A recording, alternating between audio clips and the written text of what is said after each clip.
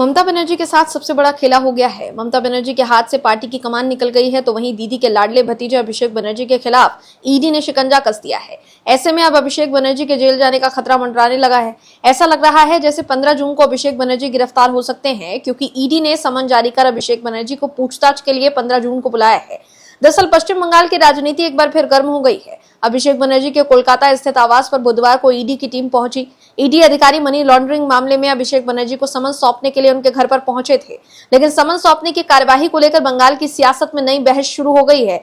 अभिषेक बनर्जी पहले भी कई केंद्रीय एजेंसियों की जांच का सामना कर चुके हैं। वहीं सभी की नजर इस बात पर टिकी हुई है कि समन मिलने के बाद अभिषेक बनर्जी का अगला कदम क्या होगा और इस मामले में आगे की क्या कार्यवाही हो सकती है। वहीं दूसरी तरफ ममता बनर्जी को भी बड़ा झटका लगा है। विधानसभा स्पीकर ने बागी विधायक ऋतव्रत बनर्जी को नेता विपक्ष बना दिया है। ऋतव्रत बनर्जी ने दावा किया है कि उनके साथ 60 विधायकों का समर्थन है।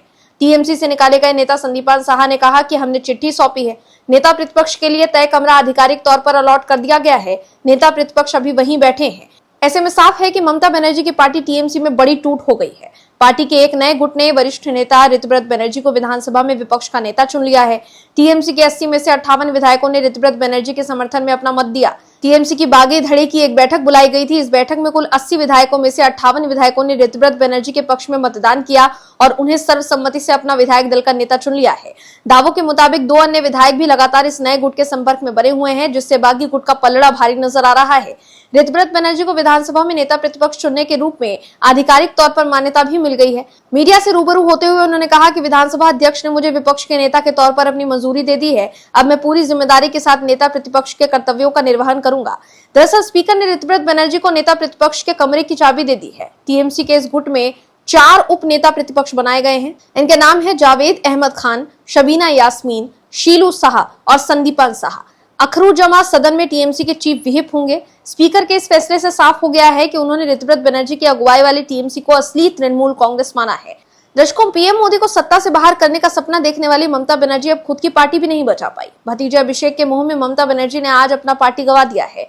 दर्शकों, बंगाल में जिस तरीके से सीएम शुवेंदु अधिकारी काम कर रहे हैं, बंगाल को घुसपैठिया मुक्त बना रहे हैं, उससे बंगाल के लोग खुश हैं।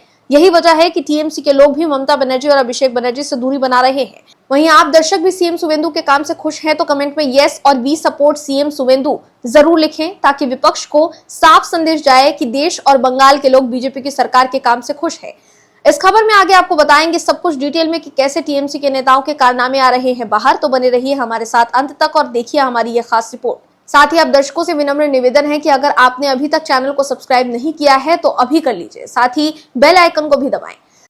दर्शकों, पश्चिम बंगाल में तृणमूल कांग्रेस की टूट की खबरों के बीच भारतीय जनता पार्टी से पहली प्रतिक्रिया आई है। उत्तर प्रदेश सरकार में उप मुख्यमंत्री केशव प्रसाद मौर्य ने पश्चिम बंगाल की पूर्व सीएम ममता बनर्जी का जिक्र करते हुए निशाना साधा है। सोशल मीडिया साइट एक्स पर मौर्य ने लिखा कि ममता बनर्जी की निर्ममता से उनकी अपनी पार्टी तृणमूल कांग्रेस तृण हुई। वहीं ममता बनर्जी को एक और झटका लगा है। ममता बनर्जी के करीबी फिरहाद हकीम ने कोलकाता के मेयर पद से इस्तीफा दे दिया है।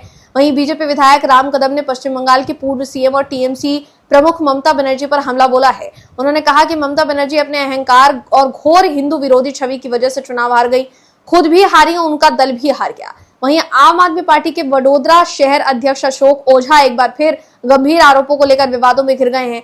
पार्टी की एक महिला पदाधिकारी ने अशोक ओझा, उनके बेटे आनंद ओझा और परिवार के अन्य सदस्यों के खिलाफ दुष्कर्म, ब्लैकमेल और शारीरिक शोषण के आरोप लगाते हुए शिकायत दर्ज कराई है।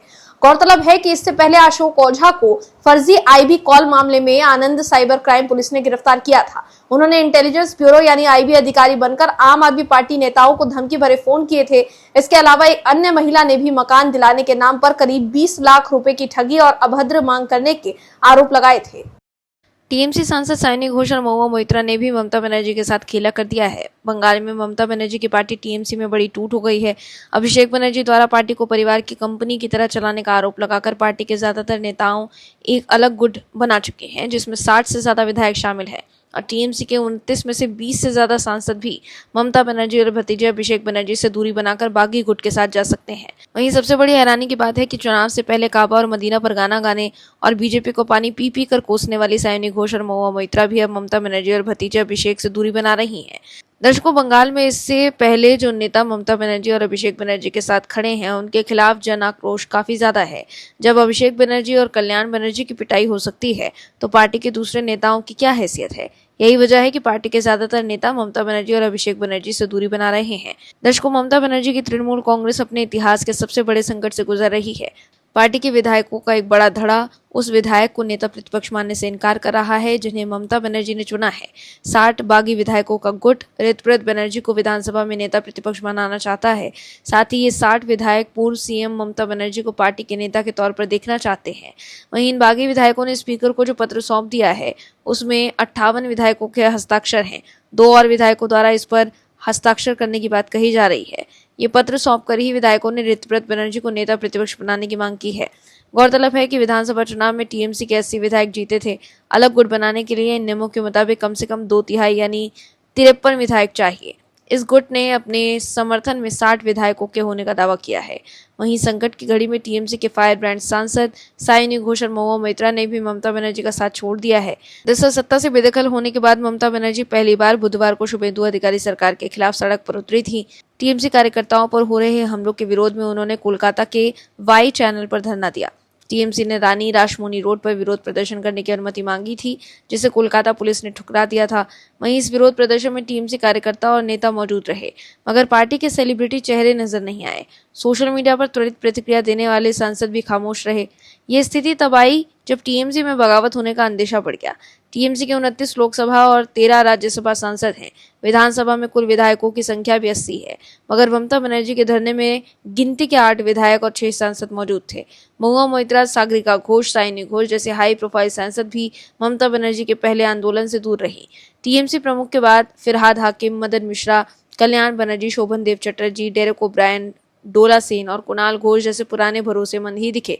यह नजारा चौंकाने वाला था, क्योंकि टीएमसी के सत्ता में रहने के दौरान ममता बनर्जी के सड़क मार्च जैसे आयोजनों में सांसद, विधायक और कार्यकर्ताओं को हुजूम उमड़ता था। ऐसे में जिस तरह से साइनी घोष ममता बनर्जी से दूरी बना रही हैं और अभिषेक बनर्जी पर हुए हमले के बाद भी साइनी घोष ने बीजेपी का नाम नहीं लिया, बीजेपी पर निशाना नहीं साधा है, उससे साफ है कि साइनी घोष ने भी यूटर्न ले लिया है और अब वो बुआ और भतीजे से दूरी बना रही हैं। क्योंकि अगर साइनी घोष ममता बनर्जी के साथ होती तो ममता बनर्जी द्वारा बुलाए गए धरने प्रदर्शन में जरूर शामिल होती और बीजेपी पर खुलकर हमला भी बोलती, जैसे वो चुनाव के दौरान बीजेपी के नेताओं को धमकी देते हुए नजर आई हैं।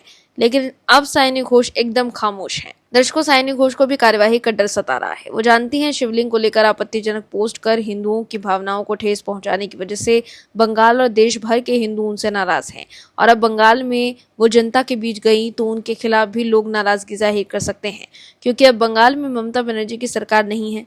जो लोग डर कर चुप कर बैठे रहेंगे। यही वजह है कि अब साइनी घोष अपने आप को हिंदू साबित करने में लग गई हैं और कह रही हैं कि जब उनके अकाउंट से वो आपत्तिजनक पोस्ट किया गया था तब वो सिर्फ 22 साल की ही लड़की थी। उन्हें ट्विटर चलाने नहीं आता था, किसी और ने उनके अकाउंट से पोस्ट कर दिया था और इसके लिए वो कई बार माफी मांग चुकी हैं। कुल मिलाकर देखें तो साइनी घोष ने लिबरल गैंग के उन लोगों को तगड़ा झटका दिया है जो चुनाव से पहले साइनी घोष की तीखी भाषणों के फैन थे। कांग्रेस के नेता राहुल गांधी हर वक्त मोदी विरोध में लगे रहते हैं। राहुल गांधी को सिर्फ पीएम मोदी पर निशाना साधने से मतलब है, लेकिन बीजेपी के फायर ब्रांड सांसद निशिकांत दुबे ने एक बार फिर कांग्रेस को एक्सपोज कर दिया है। दर्शकों, जब भ्रामक दावों के जरिए राहुल गांधी बीजेपी पर निशाना साधते हैं तो पलटवार कर निशिकांत दुबे कांग्रेस की पोल खोल देते हैं। राहुल गांधी के पास कोई मुद्दा ही नहीं है। हर मुद्दे पर राहुल गांधी खुद ही बैकफुट पर आ जाते हैं। जब से केंद्र में मोदी सरकार बनी है तब से लेकर अब तक राहुल गांधी ने मोदी सरकार पर खूब आरोप लगाए हैं, लेकिन अब तक वो अपने मकसद में कामयाब नहीं हो पाए। चौकीदार चोर है से लेकर चीन ने भारत की जमीन हड़प ली है वाले मुद्दे पर राहुल गांधी सुप्रीम कोर्ट में एक्सपोज हो गए हैं। राहुल ने पहले दावा किया था कि चीन ने भारत की जमीन हड़प ली है, लेकिन जब सुप्रीम कोर्ट ने सबूत मांगा तो उन्होंने ये कहकर यूटर्न ले लिया कि मीडिया में छपी खबर के आधार पर वो आरोप लगा रहे थे। वहीं इस मामले को लेकर उन्हें सुप्रीम कोर्ट से फटकार भी लगी थी। अब वोट चोरी के मुद्दे पर भी राहुल गांधी आरोप तो लगा रहे थे, लेकिन सुप्रीम कोर्ट जाने की हिम्मत वो नहीं जुटा पाए। वहीं एसआईआर के मुद्दे पर भी वो सुप्रीम कोर्ट में एक्सपोज हो चुके हैं। सुप्रीम कोर्ट ने राहुल गांधी से एसआईआर का मुद्दा ही छीन लिया। दर्शकों, डॉलर के मुकाबले रुपया की गिरती कीमतों पर कांग्रेस एक बार फिर मोदी सरकार पर हमलावर हुई। कांग्रेस ने दावा किया कि पीएम मोदी को अपनी छवि की चिंता सता रही है, इसलिए रिजर्व बैंक से कहकर देश का सोना बिकवा रहे हैं ताकि रुपया 100 के पार न चला जाए। कांग्रेस ने आधिकारिक सोशल मीडिया अकाउंट से बुधवार को पोस्ट करते हुए कहा कि मोदी सरकार से रुपया संभल नहीं रहा, किसी भी वक्त $1 100 रुपया हो सकता है। कांग्रेस ने पोस्ट में लिखा है कि आरबीआई ने करीब $12 बिलियन यानी 1.14 लाख करोड़ रुपए का सोना बेच दिया है सिर्फ 2 हफ्ते में। पीएम मोदी पर तीखा हमला बोलते हुए कांग्रेस ने कहा, ये सब मोदी की फर्जी छवि को बचाने के लिए किया जा रहा है। हालांकि बहुत देर हो चुकी है और सच सबके सामने है। कांग्रेस ने कहा है कि मोदी ने भारत की इकोनॉमी को बर्बाद कर दिया है। गिरता रुपया, विदेशी निवेशकों का भारत से बाहर जाना, कंपनियों का बंद होना, रोजगार की मारामारी, ये सब इसके सबूत हैं और ये बस शुरुआत है। हालांकि भारतीय रिजर्व बैंक यानी आरबीआई ने बुधवार को उन सभी मीडिया रिपोर्टों को पूरी तरह खारिज कर दिया जिनमें दावा किया गया था कि केंद्रीय बैंक ने अपने स्वर्ण भंडार यानी गोल्ड रिजर्व का एक हिस्सा बेच दिया है। आरबीआई ने स्पष्ट किया कि उसके पास मौजूद भौतिक सोने का भंडार पहले की तरह 880.52 टन ही है और इसमें कोई बदलाव नहीं हुआ है। आरबीआई ने सोशल मीडिया प्लेटफॉर्म एक्स पर जारी एक बयान में कहा कि कुछ मीडिया रिपोर्टों में यह दावा किया गया है कि रिजर्व बैंक ने सोना बेचा है, लेकिन यह जानकारी सही नहीं है।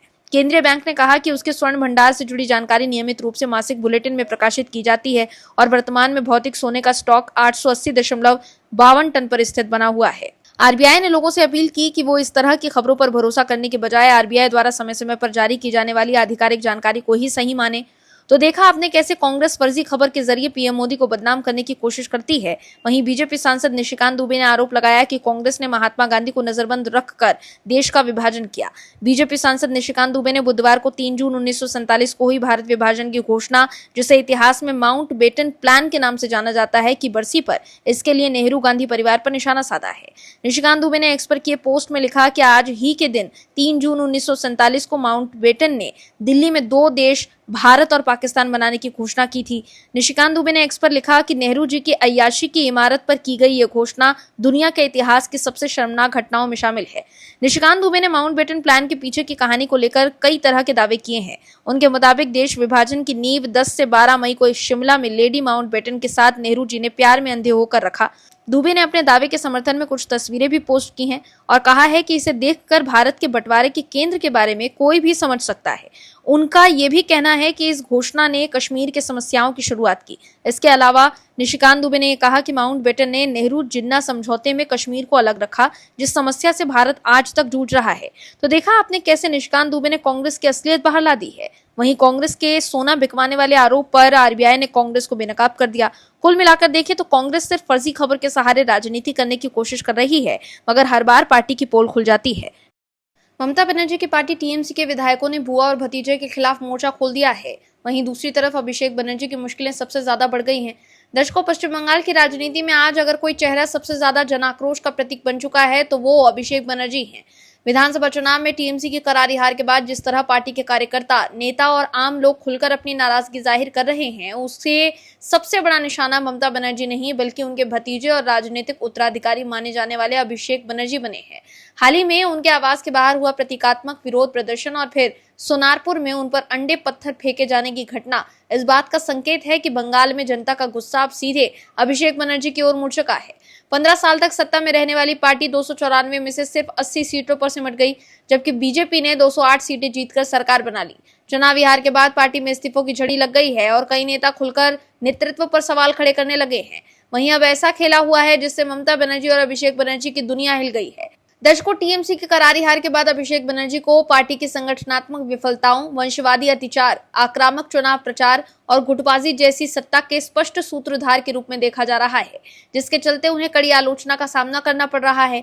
टीएमसी के कई वरिष्ठ नेताओं का मानना है कि यही परिवारवाद पार्टी में असंतोष की सबसे बड़ी वजह बना। कई पुराने नेताओं को किनारे कर दिया गया और संगठन पर अभिषेक समर्थन के नए चेहरे हावी होते चले गए।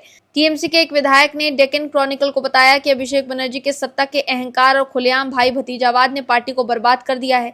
यही वजह है कि ममता बनर्जी के साथ अब यही हो रहा है जो महाराष्ट्र में उद्धव ठाकरे के साथ हुआ था। दर्शकों, बता दें कि विवाद की शुरुआत ऋतव्रत बंदोपाध्याय और संदीपान साहा की उस शिकायत से हुई जिसमें विपक्ष के नेता के समर्थन से जुड़े एक प्रस्ताव पर कुछ विधायकों के हस्ताक्षर जाली होने का आरोप लगाया गया था। शिकायत के आधार पर विधानसभा सचिवालय ने मामला दर्ज कराया, जिसकी जांच सीआईडी कर रही है। पार्टी सुप्रीमो ममता बनर्जी द्वारा दोनों विधायकों की भूमिका पर सवाल उठाने और उनके नाम सामने आने के कुछ ही समय बाद तृणमूल ने ऋतव्रत और संदीपन को पार्टी विरोधी गतिविधियों के आरोप में निष्कासित कर दिया। मगर अब ममता बनर्जी के हाथ से टीएमसी की कमान निकलने की कगार पर है। वहीं पार्टी में टूट की चर्चा के बीच ममता बनर्जी ने टीएमसी की सभी समितियां और इससे जुड़े संगठन को भंग कर दिया है। टीएमसी की ओर से जारी प्रेस रिलीज में कहा गया है कि गहन विचार विमर्श के बाद पश्चिम बंगाल में अखिल भारतीय तृणमूल कांग्रेस की सभी समितियां, सभी अनुषांगिक संगठन को भंग करने का फैसला लिया गया है। ये सभी समितियां तत्काल प्रभाव से भंग मानी जाएंगी। पार्टी हर स्तर पर आत्मनिरीक्षण, कार्य निष्पादन समीक्षा और संगठनात्मक मूल्यांकन की एक व्यापक प्रक्रिया चलाएगी। इस प्रक्रिया के निष्कर्षों के आधार पर मुख्य संगठन और सभी अनुषांगिक संगठनों की संगठनात्मक संरचना का पुनर्गठन किया जाएगा और उचित समय पर इसकी घोषणा की जाएगी। पार्टी अपने संगठन को सुदृढ़ बनाने और उसे नए उत्साह तथा उद्देश्य के साथ भविष्य की चुनौतियों का सामना करने के लिए तैयारी करने के लिए पूरी तरह प्रतिबद्ध है। वहीं ऋतुव्रत बनर्जी ने अभिषेक बनर्जी पर निशाना साधा और 30 मई को सोनारपुर में हुए हमले के बाद सीएपीएफ की मांग करने को लेकर उनकी आलोचना की। ऋतुव्रत ने कहा कि वो किस तरह के जननेता हैं। पार्टी की करारी हार के बाद 26 दिनों तक घर से बाहर नहीं निकले। अब वो अपनी सुरक्षा के लिए केंद्रीय बलों को मांग रहे हैं। इससे पहले वो कहते थे कि जनता उनकी रक्षा के लिए मौजूद है, फिर अब उन्हें सुरक्षा बलों की जरूरत क्यों पड़ रही है। इसके अलावा उन्होंने अभिषेक बनर्जी पर टीएमसी को कॉर्पोरेट शैली में चलाने का भी आरोप लगाया। ऋतुव्रत ने कहा कि पार्टी पूरी तरह आईपैक पर निर्भर होकर काम कर रही है। तो देखा आपने कैसे अभिषेक बनर्जी के चक्कर में ममता बनर्जी की पार्टी टूटकर बिखर गई है। Bureau report, OMS news. आप दर्शकों से विनम्र निवेदन है कि चैनल को सब्सक्राइब जरूर करें